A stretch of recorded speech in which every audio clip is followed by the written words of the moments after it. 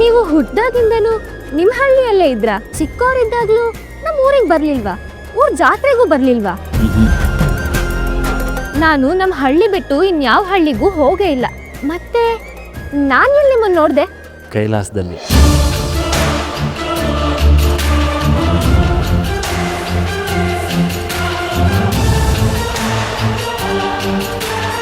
ಅಂದರೆ ನಮ್ಮ ಹಳ್ಳಿಲಿ ನೀನು ಚಿಕ್ಕವಳಿದ್ದಾಗ ನಿಮ್ಮ ಅಪ್ಪನ ಜೊತೆ ನಮ್ಮ ಹಳ್ಳಿಗೆ ಬಂದಿದ್ಯೋ ಏನೋ? ಏನೂ ಇಲ್ಲ. ನಾನು ಕೇಳಿರೋ ಕೈಲಾಸ ನಮ್ಮ ಶಿವಪ್ಪನ ಕೈಲಾಸ ಮಾತ್ರ. ಹಳ್ಳಿಗೆ ಇಂಥ ಹೆಸರಿದೆ ಅನ್ನೋದು ನೀವು ಹೇಳೋವರೆಗೂ ನನಗೆ ಗೊತ್ತೇ ಇರಲಿಲ್ಲ. ಆದರೂ ನಾನು ನಿಮ್ಮನ್ನ ತುಂಬಾ ನೋಡಿದ್ದೀನಿ ಅಂತ ಅನ್ಸುತ್ತೆ. ಇದೇ ನಮ್ಮ ಮೊದಲನೇ ಭೇಟಿ ಅಂತ ನನ್ಗೆ ಯಾವತ್ತೂ ಅನ್ನಿಸ್ಲೇ ಇಲ್ಲ ಗೊತ್ತಾ? ನೀವು ನನಗೆ ತುಂಬಾ ಪರಿಚಯ ಇರೋರು, ನಿಮ್ ಬಗ್ಗೆ ನನಗೆಲ್ಲ ಗೊತ್ತಿದೆ ಅಂತಾನೆ ಅನ್ನಿಸ್ತಿರುತ್ತೆ. ಇದ್ ಯಾಕೆ ಹೀಗೆ ಅಂತ ಆ ಶಿವಪ್ಪನ್ನೇ ಕೇಳ್ಬೇಕು.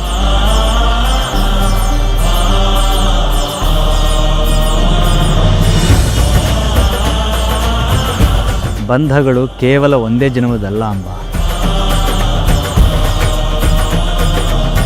ನಮ್ಮಿಬ್ಬರ ಮಧ್ಯೆ ಜನ್ಮ ಜನ್ಮಾಂತರದ ಸಂಬಂಧ ಇದ್ರೂ ಇರಬಹುದು. ಆ ನೆನಪಲ್ಲೇ ನಾನು ನಿನ್ನ ಇಲ್ಲಿಯವರೆಗೂ ಹುಡ್ಕೊಂಡು ಬಂದಿರಬಹುದು.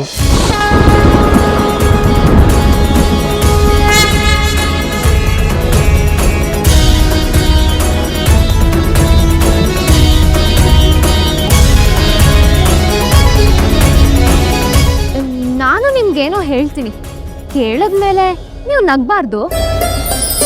ಇಲ್ಲ, ಹೇಳು. ಮೊದ್ಲಿಂದ ಶಿವ ಪಾರ್ವತಿ ಕತೆ ಕೇಳಿದಾಗ ನನ್ಗೇನೋ ಒಂಥರ ಸಂಕಟ ಆಗ್ತಿತ್ತು. ಹೇಳ್ಕೊಳಕ್ ಆಗದಿರೋಷ್ಟು ಕಷ್ಟ. ಆ ಕತೆಲಿರೋಳು ನಾನೇ, ನಂದೇ ಕತೆನ ನನಗೆ ಹೇಳ್ತಿದ್ದಾರೆ ಅನ್ಸೋಕ್ ಶುರು ಆಗ್ತಿತ್ತು. ಮೊದಲನೇ ಸಲ ಅಂದ್ರೆ ನಾನ್ ತುಂಬಾ ಚಿಕ್ಕವಳಿದ್ನಲ್ಲ, ಆಗ ಅಮ್ಮ ನನಗ್ ಕತೆ ಹೇಳ್ತಿದ್ರೆ ಮುಂದೇನಾಗುತ್ತೆ ಅನ್ನೋದ್ನು ನಾನೇ ಹೇಳ್ತಿದ್ನಂತೆ. ಅಮ್ಮ ಹೇಳಿದ್ದಕ್ಕೆ ಅದು ಹಾಗಲ್ಲ ಹೀಗೆ ಅಂತ ನಾನೇ ಸರಿ ಮಾಡ್ತಿದ್ನಂತೆ. ಅಮ್ಮ ಈಗ್ಲೂ ಆಗಾಗ ಹೇಳ್ತಿರ್ತಾರೆ. ನನ್ಗೆ ಆ ಕತೆಲಿರೋ ಪಾರ್ವತಿ ನಾನೇ ಅನ್ನಿಸ್ತಿತ್ತು. ಆದ್ರೆ ಶಿವಪ್ಪನ ಮುಖ ಮಾತ್ರ ಕಾಣ್ತಿರ್ಲಿಲ್ಲ ಗೊತ್ತಾ? ಆದ್ರೆ ನೀವಿಲ್ಲಿಗೆ ಬಂದ್ಮೇಲೆ ಅಲ್ಲಿರೋ ಶಿವ ನೀವೇ ಅನ್ಸುತ್ತೆ, ಪಾರ್ವತಿ ನಾನೇ ಅನ್ಸುತ್ತೆ. ನನ್ಗೆ ಯಾಕೆ ಹೀಗನ್ಸುತ್ತೆ?